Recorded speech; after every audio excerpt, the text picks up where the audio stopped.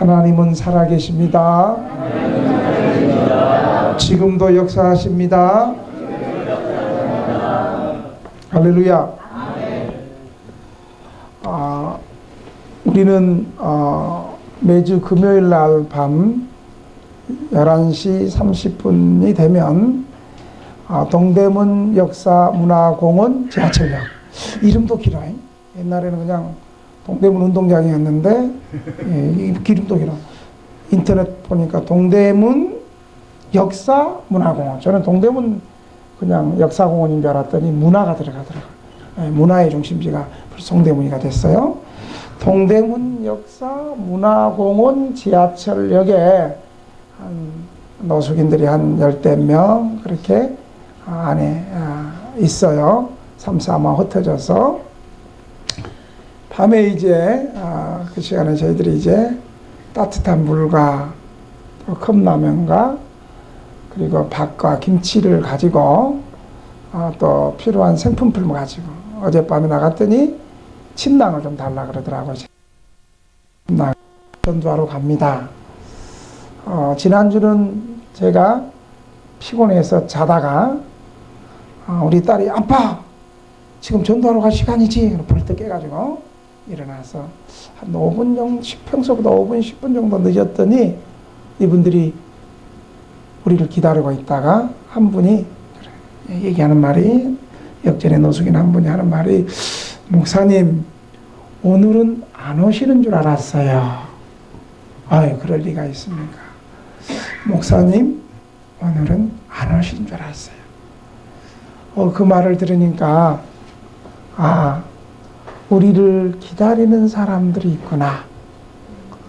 그분이 위로가 되는 것이 아니고 제가 굉장한 많은 위로가 됐어요. 우리를 기다리고 있는 사람들이 있구나. 그렇게 해서 컵라면을 드리고 다 먹기를 기다리고 이제 좀 모여보십시오. 그래서 앉아서 왔으니까 우리 11월 말부터는 정식 예배를 드리고 11월 말까지는 그 전까지는 간단히 메시지 전하고 기도하겠습니다.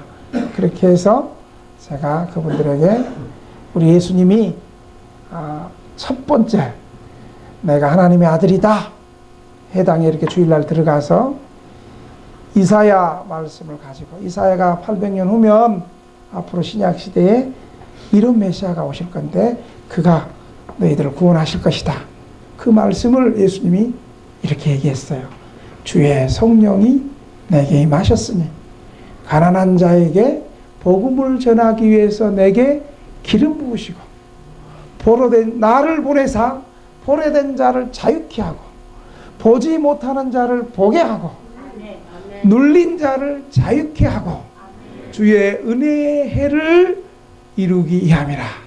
이 말씀이 내게 성취되었느니라. 아멘. 이사야가 예언한 메시아가 오셔서 하실 일들을, 첫 번째가 바로 가난한 자에게 복음을 전하는, 메시아가 오시면 기적을 행해가지고 어떤 큰 능력을 행하고 귀인들을 찾아가고 그런 것이 아니라 메시아가 오셔서 가장 먼저 가난한 자에게 복음을 전하기 위해서, 포로된 자에게 자유를, 보지 못하는 자에게 보게 함을, 눌린 자를 자유케 하는 그런 역사를 바로 메시아, 하나님의 아들 구원자가 하신다는 거예요. 그래서 제가 그 말씀을 전하고, 여러분은 역전에서 노숙하고 있는 여러분은 바로 우리 예수님이 첫 번째로 찾을 여러분입니다. 세상 사람들은 돈 많고 힘 있고 가진 사람 앞에 줄 서지만 우리 예수님이 찾으시는 인생은 바로 오늘 이 밤에 역전에서 차디찬 바닥에 박스 깔고 있는 여러분을 우리 예수님이 찾으십니다. 그리고 이분들에게 우리 심터 성도를 중심으로 다 옆자리 다스라고 손을 잡고 기도했어요.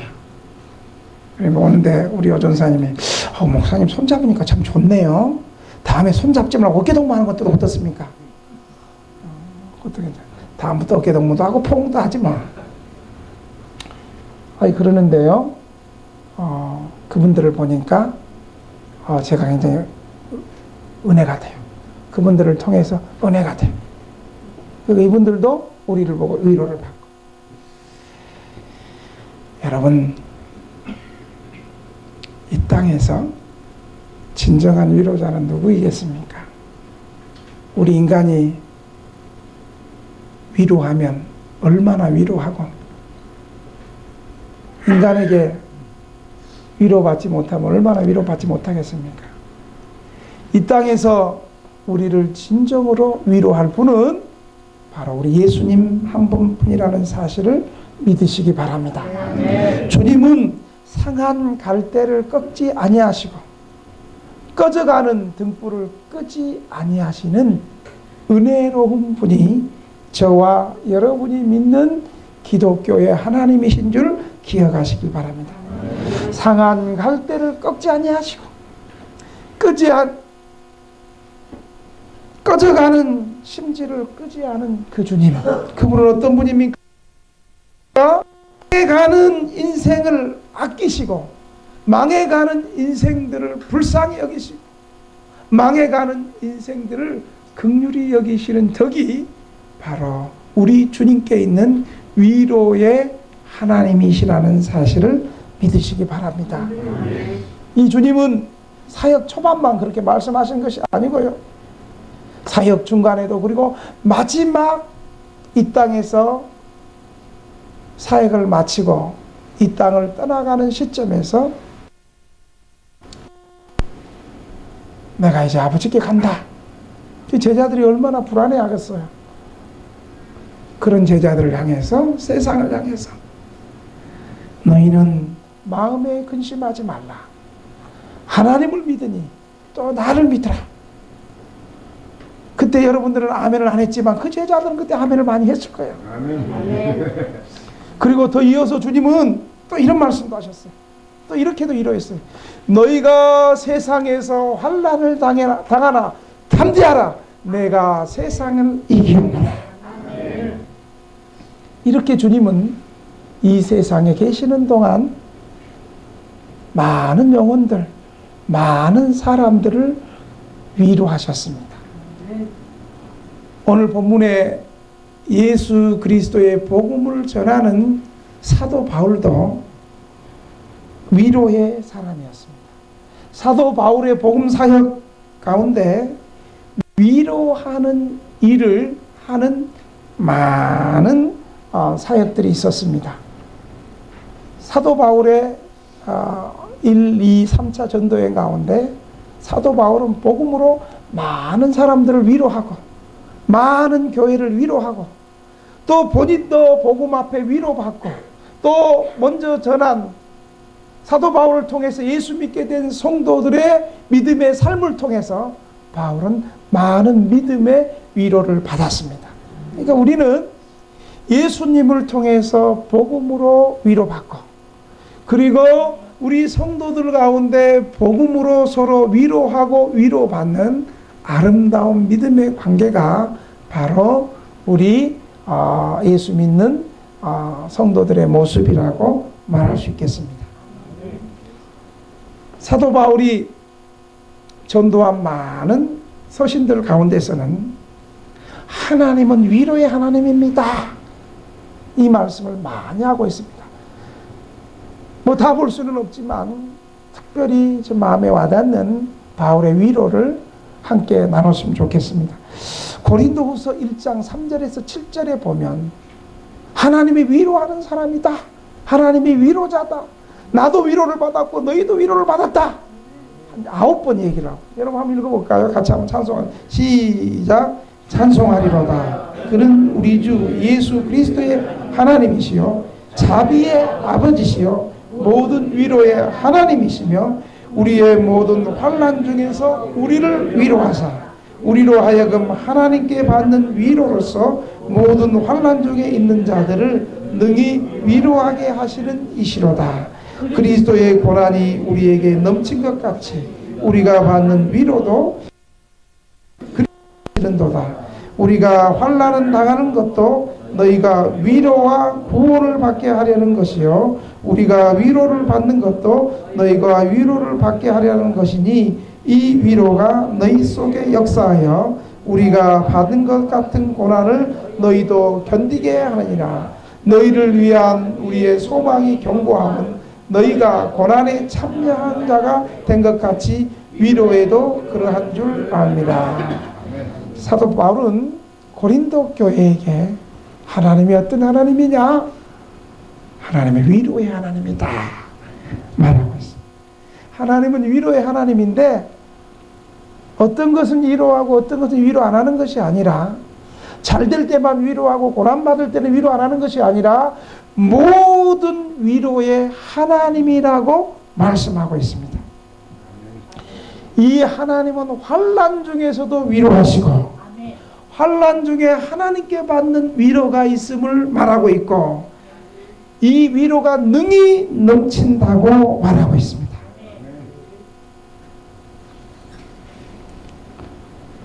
여러분, 인생에서 큰 힘과 능력은 어디서 나오겠어요? 위로에서 나와요. 위로에서.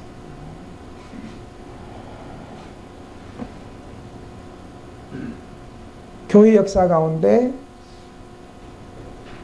몰간이라는 위대한 설교자가 있습니다. 그분은 설교 사역을 통해서 많은 사람들이 예수 믿고 구원받고 회개하고 주님 앞으로 나오는 캔맨 몰간이라는 위대한 설교자, 설교 사역자가 있었습니다. 그런데 이분이 이렇게 설교를 잘 할 수 있었던 것은 그의 아들이 얘기하는 거예요. 우리 아버지가 설교를 잘 할 수 있었던 것은 우리 어머니의 위로였습니다. 그렇게 말. 근데 우리는 설교 끝나고 나면 무서워. 노예 목사님들 나눈 시간 보니까 어떤 분은 설교 끝나면 사모님이 설교를 급하게 못 안 하고 막 죽인대 죽여. 저도 어떨 때는 집에 들어가기 싫을 때가 있어요. 설교 쭉 쓰고 나면. 그런데 위로하는 거. 위로하는. 우리 인생에서 이 위로가 새로운 힘과 고난을 돌파할 수 있는 큰 온천이 되는 것이 위로입니다. 큰 능력은 따뜻한 위로에서 나오는 것입니다. 그러므로 성경은 교회 위로가 많이 필요하다고 말하고 있습니다. 사도행전 16장 40절 혹시 쳤어요? 있어요. 우리 같이 한번 읽어볼까요? 사도행전 16장 40절 없어요? 내가 안 줬나요? 네. 같이 한번 시작. 두 사람이 옥에서 나와 루디아의 집으로 들어가서 형제들을 만나보고 위로하고 가니라. 바울과 실라가 빌립보 감옥에서 갇혀가지고 루디아, 여러분 루디아가 누군지 아세요? 빌립보 교회 설립자, 교회를 루디아의 집을 교회로 헌신한 사람이에요. 자줏빛 장사 루디아는 사도 바울이 마케도니아 지방의 성령이 이쪽으로 오라고 환상을 보고 마케도니아 첫성 빌립보로 갔어요. 사도 바울의 전도 전략은요, 회당에 들어가는 회당에. 유대인들이 많이 흩어져 있어서 회당, 이렇게 주일날, 안식일날, 주일날 회당에 들어가서 유대인들, 이방인들 복음을 전하는데 빌립보 지역에 회당이 없었어요. 회당이. 그래서 안식일날 강가로 기도하러 간 거예요. 그러니까 기도를 많이 해야 돼요. 교회 개척할 때 기도를 많이 하고 기도에 힘쓰고 개척하면서 돈 없다고 후원을 해달라고 막 뭐 얘기하고 사람 붙들고 갈 것이 아니고 특별히 선교사 나가는 사람 기도해. 아무것도 없어도 정말 선교지를 놓고 간절히 기도하는 거예요. 사도 바울이 강가에 해당이 없으니까 기도하러 갔어. 기도하러 가는데 이 바로 루디아가 강가에서 기도하고 있었던 거예요. 하나님께서 루디아의 마음을 열어서 바울이 그에게 복음을 전하니까 루디아가 어떻게 반응하는 줄 아세요? 당신이 나를 주 믿는 자로 알거든 우리 집에 들어와서 우리 집에 거하고 내 가정에 자녀들에게 세례를 주고 우리 집을 교회 거처로 삼아달라고 자기 집을 내어놨어요. 아멘. 아, 우리도 목사님 우리 쪽방을 기도처로 좀 삼아주세요. 목사님 신방 올 때 우리 집에서도 기도하고 좀 기도처로 좀 삼으면 어떻습니까? 말만 아멘 하지 말고 삶이 아멘이 돼야 돼. 그 루디아는 그런 믿음의 사람이었어. 바울이 빌립보 감옥에서 복음을 전하고 나와서 루디아의 집에 들어가서 형제들 만나. 뭐예요? 벌써 루디아의 집에 교회가 되어서 빌립보 교회 성도들이 루디아의 집에 모여 있었다는 거예요. 바울은 옥에서 매질을 당하고 나왔을 때 루디아의 집에 있는 빌립보 교회 성도들이 얼마나 바울을 걱정하고 바울을 위해서 기도했겠어요. 바울이 감옥에서 탁 나와서 바로 맨 먼저 자신을 위해서 기도하고 자신을 위해서 걱정한 바로 빌립보 교회 루디아의 집에 가서 형제들을 만나보고 위로받았다는 거예요. 바울도 위로를 받았고 바울이 하나님 은혜 가운데 나오는 모습을 보고 빌립보 성도들도 위로를 받았다는 거예요. 빌립보서 2장 19절 한번 봅시다. 시작. 내가 디모데를 속히 너희에게 보내기를 주 안에서 바람은 너희의 살정을 알므로 안위를 받으려 함이라. 또 골로새 4장 11절 한번 봅시다. 유스도라 하는 예수도 너희에게 무난하느니라. 그들은 할례파이나 이들만은 하나님의 나라를 위하여 함께 역사하는 자들이니 이런 사람들이 나의 위로가 되었다. 사도 바울이 이런 사람을 통해서 복음의 위로를 받았다는 거예요. 데살로니가전서 4장 18절에는 한번 같이 시작. 그러므로 이러한 말로 서로 위로하자. 주님의 재림이 있다. 죽은 자가 부활한다. 죽음은 끝이 아니고 죽으면 우리가 소멸되는 것이 아니고 예수 그리스도께서 어느 날 공중에 재림하셔서 죽은 자를 살려내시고 부활의 첫 순서가 죽은 자가 먼저 살아나고 죽은 자가 살아나서 그들이 신령한 몸으로 변화되고 그 후에 살아있는 우리가 변화되리라. 아멘. 죽은 자의 부활이 있다라고 강력하게 교회에 위로했습니다. 사랑하신 여러분, 우리가 이 땅을 살아가는 동안에 땅 위에 있는 교회는 언제나 환난 중에 있지만 그 환난 가운데 그리스도가 주는 위로와 복음을 통한 위로와 성도들의 위로는 교회가 힘을 얻는 원천이 된다는 사실을 믿으시기 바랍니다. 오늘 본문은 사도 바울이 5번의 재판을 통해서 바울이 무죄임이 증명이 되고 바울이 로마 가이사 황제에게 상소를 해서 이제 로마 황제에게 가기 위해서 가이사라에서 로마로 가는 항해 길에서 일어난 사건입니다. 바울은 배를 타고 황제의 호위 부대인 백부장 율리의 보호를 받으면서 가이사라에서 시돈을 거쳐서 무라 항구를 거쳐 경유해서 그레데 미항에 도착했습니다.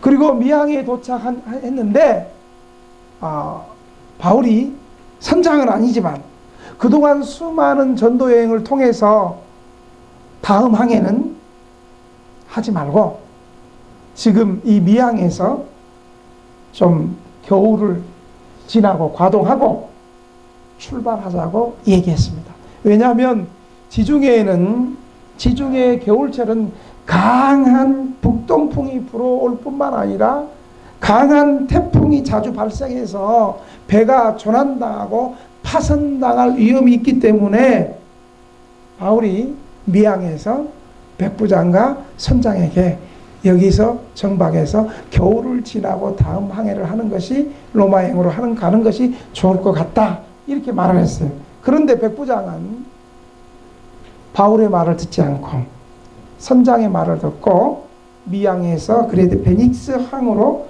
출발을 했습니다. 왜냐하면 선장 입장에서는 이 미항이 좁은 항구였고 겨울을 지나기에는 조금 힘이 들었고 그리고 지금 현재 보니까 순탄하게 남풍이 불어주니까 얼른 가면 되겠다 하고 미항을 출발했습니다. 그런데 처음은 괜찮았는데 바울 말을 좀 듣지. 바울이 그냥 한 말도 아닐 건데. 그런데 처음에는 출발이 좋았는데 갑자기 며칠 지나니까 유라굴라 광풍이 불었어요. 유라굴라란 말이 합성이에요. 북동풍이라는 그런 말의 의미거든요.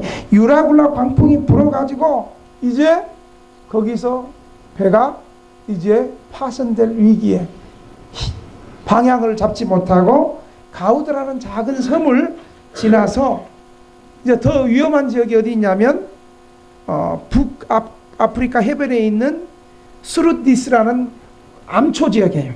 거기에 걸리면 이제 완전히 배가 이제 오도 가도 못하고 무너지는데 거기 안 걸리기 위해서 광풍은 계속 불어오고 배의 무게를 줄이기 위해서 배에 있는 식량도 버리고 배에 있는 최소 안전장치만 빼놓고 다 버려요.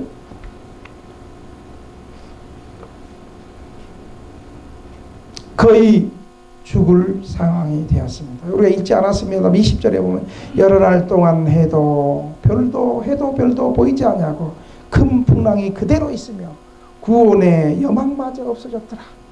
이제 거의 포기하고 자포자기하고 이렇게 우리가 죽는가 보다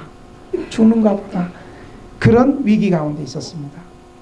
모두들 절망 가운데 소망이 다 사라졌고 바울을 제외한 275명은 이제 파선의 위험 앞에 공포에 사로잡혀서 음식도 먹지 못하고 초췌한 가운데 죽음을 기다리고 있었습니다. 그때 그들에게 소망의 위로의 말을 해줄 사람은 오직 사도 바울 한 사람뿐이었습니다. 바울은 먼저 21절에 이렇게 얘기해요. 우리 21절 읽어볼까요? 시작.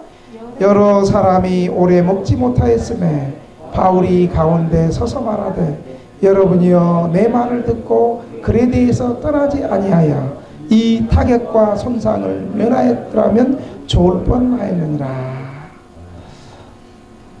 바울이 분노를 합니다. 거봐, 죄적 말 안 들으니까 결국 죽게 되었잖아. 너네는 죽어도 싸.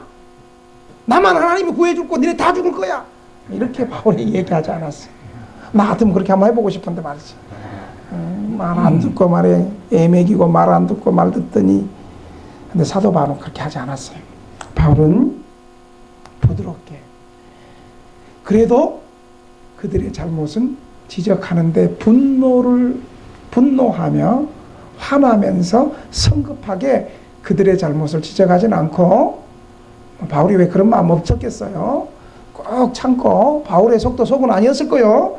꼭 참으면서 그들에게 부드럽게 그에 대해서 무리하게 추랑하게 한 책임자들의 잘못을 부드럽게 지적하고 그리고 배 안에 있는 사람들을 위로하기 시작했습니다. 바울은 어떻게 위로했을까요? 첫째, 바울은 하나님의 말씀을 근거로 위로했습니다. 지 맘대로 위로한 것이 아니고요. 지 생각대로 위로한 것이 아니고요. 하나님의 말씀을 근거로 해서 바울은 위로했어요. 여러분 22절에서 26절을 한번 어떤 말씀인가 한번 볼까요? 시작. 내가 너희를 권하노니 이제는 안심하라. 너희 중 아무도 생명에는 아무런 손상이 없겠고 오직 배뿐이니라.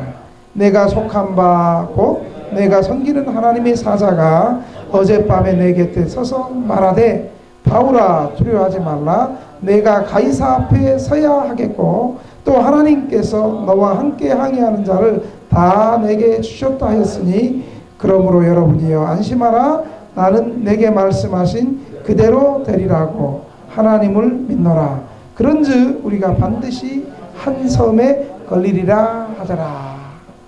여러분 지금 바울도 태풍은 계속 불어오고 있고 언제 죽을지 모르는 그런 상황이 있는데 막 사람들은 왕장하면서 아예 그냥 절망 가운데 버틸 힘을 잃어버리고 다 무너져 있는데 바울도 역시 똑같은 상황에 있는데 어떻게 위로할 수 있는 힘을 얻을 수 있었을까요?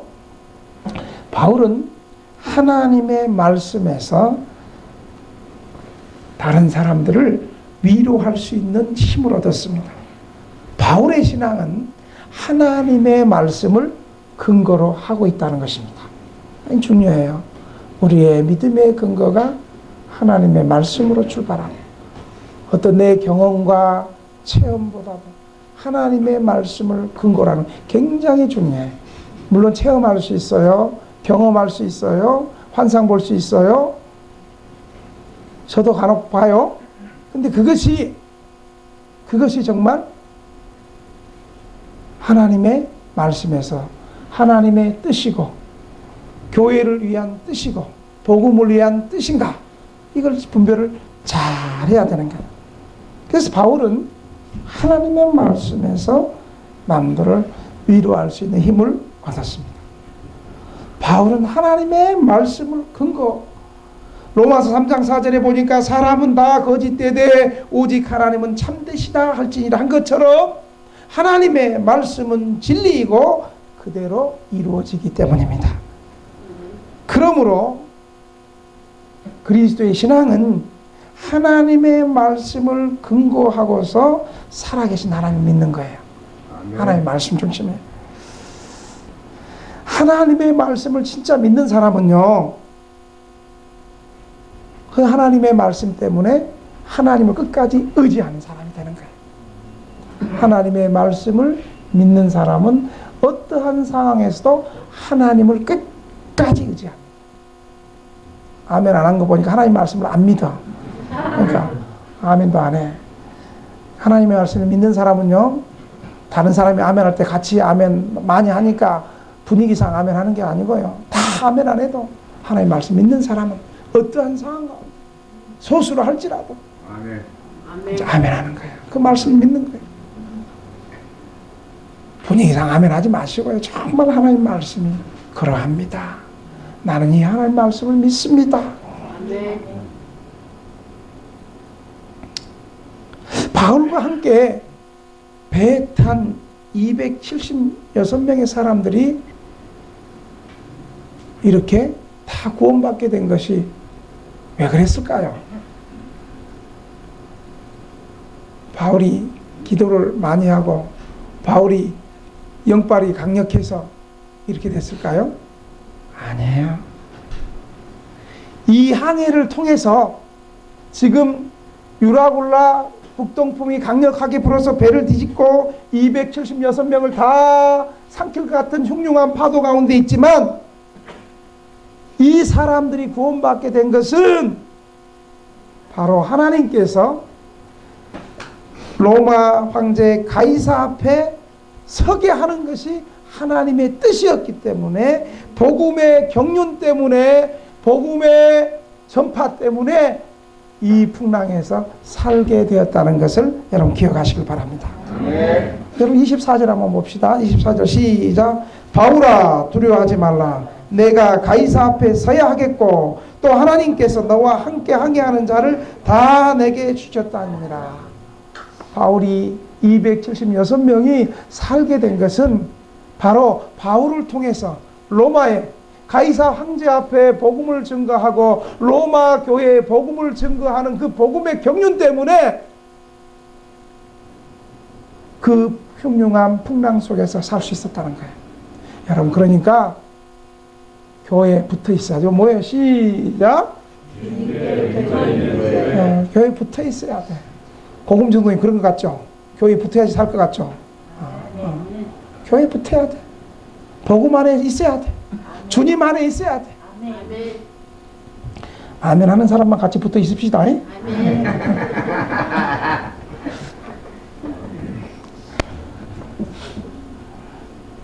그래서 바울의 생명이 파생될 위험 중에서도 하나님으로 말미암아 생명이 안전하게 보호받게 된 것입니다. 이것은 사도행전 23장 11절에도 이미 하나님께서 예언했어요. 자, 첫째 같이 한번 읽겠습니다. 시작. 그날 밤에 주께서 바울 곁에 서서 이르되 담대하라. 내가 예루살렘에서 나의 일을 증언한 것 같이 로마에서도 증언하리라 하리라 하시니라. 아멘. 여러분, 이때 상황이 어떤 상황인 줄 아세요? 바울 한 사람 죽이려고 유대인들의 사내들인 공회가 모였어요. 바울 죽이려고. 그래가지고 바울을 죽이려고 바울의 제목을 찾으려고 찾으면 찾을수록 안 나오는 거예요. 그때 하나님께서 바울에게 환상 가운데 말씀하시는, 바울아, 그 밤에, 그 두려운 그 밤에 주님께서 바울 곁에 서서 담대하라. 네가 예루살렘에서 나의 일을 지금 증언하는 것처럼 지금 사내들인 공의원들이 너 죽이려고 그렇게 하지만 그 가운데 네가 복음 전하는 것처럼 너 로마 가서도 복음 증거해야 되니까 두려워하지 말라는 거예요. 지금 유라굴라 광풍 가서 14일 동안 줄이고 먹지 못하고 배에 중요한 곡식들, 배 가볍게 하기 위해서 모든 기구들 다 선체에 있는 거 버리고 돛도 없고 키도 없고. 여러분, 2000년 전에 무슨 나침판이 있었겠어요? 아니, 목사님 무전 치면 되지. 그 무전이 어디 있겠어? 등대에 무전 치면 되지. 그런 게 없었는데 이 위기에 처한 사람이 살게 된 것은 바로 하나님의 복음의 계획이 바울을 통해서 로마에 이 복음이 증거되어야 되는 하나님의 경륜 때문에 이 거긴 사람이 산 거예요. 개인의 경건의 어떤 능력이 아니에요. 여러분, 우리 사도행전 3장 기억나세요? 사도행전 3장에 베드로와 요한이 성전에 기도 시간에 성전에 올라갔는데 성전에 있었어요. 날 때부터 안전병이가 있었어요. 그 안전병이가 오늘도 소망 없이 자기 한 끼 음식을 구걸하기 위해서 대사도 베드로와 요한, 대사도 베드로, 성령이 충만한 영권이 풍성한 이 베드로 사도 앞에 겨우 지 수준대로 지 믿은 만큼 자기 근본적인 문제는 뒤로 하고 겨우 한 끼 해결을 받으려고 한 푼 주시오. 그때 베드로와 요한이 어떻게 했어요? 건강은 내게 없지만 내게 있는 건 내게 주노니 나사렛 예수 이름으로 일어나. 손목과 발목과 발에 힘이 일어나서 40년 동안 뛰지도 못하고 걷지도 못한 사람이 벌떡 일어나는 놀라운 기적의 역사가 일어났습니다. 여러분, 이 기적의 역사를 어떻게 해석하는 줄 아세요? 많은 사람이 와, 베드로 사도님, 요한 사도님 영빨 세네, 영권 세네, 우쭐한 게 아니고요. 베드로와 요한은 여러분들이요, 왜 나를 주목하느냐? 이 사람을 일으킨 것은 나 개인의 경건이 아니고 나사렛 예수를 믿는 그 믿음이 이를 일으켰느니라. 아멘. 은사와 능력과 권능은 교회를 세우고 개인의 경건을 자랑하고 내가 이렇게 역발세 나 다 보여 이게 아니고, 진짜 은사가 있고 진짜 은혜가 깊은 사람은 자신 드러내지 않고 그렇게 일하신 하나님께 영광을 돌리고 예수 그리스도를 찬미하고, 여러분 그랬던 것처럼 바울을 그 항해 가운데 살려주시는 하나님의 뜻은 바울을 통해서 복음이 로마로 전파되기 때문에. 여러분 교회 비판을 많이 합니다. 물론 교회가 비판받을 짓을 하는 교회들이 있어요. 그러나 여러분 세상 사람들은 교회 때문에 사는 거예요. 의로운 교회 때문에 세상이 견디고 살아간다는 거 모르는 것들이 꼭 교회를 핍박해요. 우리 담대하게 한번 우리 얘기해보자. 한번 따라합시다. 나 때문에 쪽방 주민이 살고 노숙자가 살고 창신동이 산다. 아멘.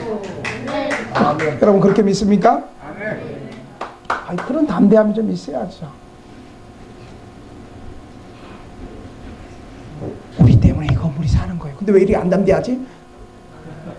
우리 때문에 이 건물이 사는 거예요. 할렐루야. 의인 한 사람이 보호를 받는 덕분에 많은 다른 사람이 혜택을 잊게 된다는 사실을 여러분 기억하시길 바랍니다. 그때 바울이 탄 배는 이 세상을 비유할 수 있습니다. 이 세상 사람들이 자기들도 모르게 하나님의 자녀들로 말미암아 은혜를 입고 덕을 입고 있는데, 그러면서도 이 사실을 모르는 불신자들은 도리어 참된 교회를 핍박하는 일들이 많이 있는 것입니다. 여러분 D.L. 무디 아시죠? 미국의 부흥운동을 일으켰던 위대한 부흥운동 목사요, 복음전도자요, D.L. 무디도 한 번은 배를 타고 가다가 배가 풍랑을 만나가지고 파선을 당한 위험을 겪어서 죽을 위기가 한 번 있었어요. 이제 무디가 영국에서 이제 미국으로 돌아가야 된다. 여러분 영국은 안개가 잘 끼기로 유명한 그런 나라가 영국이잖아요. 이제 영국 런던에서 이제 미국을 귀국을 해야 되는데, 무디는 그래도 안개가 안 끼고 햇빛 좋은 날에 이제 영국 런던에서 미국으로 기항하는 배를 타고 3일 동안 이제 대서양을 항해하는 그 배를 탔습니다. 그런데 갑자기 배를 타고 있는데 배가 쿵 하더니 암초에 부딪히는 그런 요란한 소리가 났어요. 그때 무디의 아들과 같이 탔는데 아들이 갑자기 갑판에 가보고 전하는 말이, 아버지 지금 배가 암초에 부딪혀가지고 배가 지금 침몰하는 중에 있다고. 그래서 무디가 나가보니까 그 배를 탔던 사람들이 한 700명의 승객들인데 700명의 승객들이 두려움과 공포 가운데서 어떤 사람은 한두 사람은 권총을 꺼내가지고 미리 물에 빠져 죽는 게 두려우니까 권총 자살하는 그런 사람도 있었습니다. 그때 무디는, 믿음이 충만했던 무디는 그 위기 가운데 모든 승객들을 다 모았어요. 좋은 승객도 모으고, 그 다음에 안 좋은 승객도 모으고, 말 잘 듣는 승객도 모으고, 앞에 앉아라 그랬더니 개기는 승객들도 이게 다 모여가지고 말 잘 듣는 사람들, 말 안 듣는 사람들, 모든 승객들 다, 끝까지 졸리는 승객들도 다 모아가지고 먹겠어요. 다 떨고 있는데 승객들을 모으고 기도회를 하기 시작했어요. 기도회를 시작하고 기도하면서 시편 71편을 읽었는데, 그때 무디의 마음속에 11절 말씀이 가슴을 탁 치는 거예요. 자, 어떤 11절 말씀 궁금하죠? 집에 가서 한번 찾아보실래요? 제가 읽어드릴까요? 지금 읽어줘야 되겠죠? 네, 제가 읽어드릴게요. 시편 91편 11절 말씀이 저가 너를 위하여 그 사자들을 명하사, 사자 천사를 말하죠. 내 모든 길에서 너를 지키게 하심이라. 아멘. 같이 읽겠습니다. 시작. 그가 너를 위하여 그의 천사들을 명령하사 내 모든 길에서 너를 지키게 하심이라. 이 말씀이 가슴에 기도하는데 이 말씀 가슴에 딱 부딪혔어요. 그때 마음에 큰 평안이 일어나면서 무디의 공포심이 사라지고, 그 전기에 보면 뭐라고 기록됐냐면 이 평안이 이루어지고 무디가 그 상황에서 잠을 잤대요. 여러분, 배가 지금 가라앉고 있는데 무디는 기도하고 그 상황에서 잠을 잤대요. 무디는 고백하기를 자기 그와 같이 위기 가운데 큰 단잠을 잔 적이 처음이었다. 그랬더니 진짜 얼마 후에 레이 퀴톤이라는 휴런이라는 배가 나타나서 승객들을 구해주고 미국까지 무사히 승객들이 안전히 보호되고 생명이 보존되는 역사가 일어났습니다. 아멘. 사랑하신 여러분, 하나님의 말씀은 살아서 그 말씀을 붙들고 믿음으로 살아가는 사람들에게는 하나님의 이런 보호가 있는 줄 믿으시기 바랍니다. 아멘. 그러한 보호는 2000년 전에만, 그리고 300년 전에만 한국교회 초대교회 때만 있었던 것이 아니라 지금 서울 하늘나라도 지금도 살아계신 하나님을 의지하고 지금도 예수 그리스도의 십자가의 보혈의 피가 내 죄를 용서해 주신다고 믿고 지금도 그 보혈의 능력이 나의 암병뿐만 아니라 모든 질병을 치료시킬 수 있다고 믿는 그 믿음의 공동체, 그 개인, 그 믿는 개인에게 지금도 하나님의 위대한 역사는 지금도 역사하시는 줄 믿으시기 바랍니다. 오늘 이 말씀을 한번 붙들고 한번 기도합시다. 주님, 저도 위로의 사람이 되게 해 주시옵소서. 아멘. 제가 먼저 하나님의 말씀 앞에, 하나님의 말씀의 능력 앞에 위로받게 하여 주시고 하나님의 말씀을 의지하게 하여 주시고 우리 교회 위에 하나님의 권능의 말씀이 큰 위로가 되게 하여 주시옵소서. 아멘. 이 말씀이 오늘도 하나님 구원받을 자를 구원하게 하시고 오늘도 하나님이 살리실 자를 살리게 하시고 오늘도 두려움 속에 있는 사람들에게 하늘의 평안을 주시고 오늘도 암병을 다스리시고 하나님 도와주시옵소서. 주님 한 번으로 통성으로 3분 동안 한번 기도하겠습니다. 주여!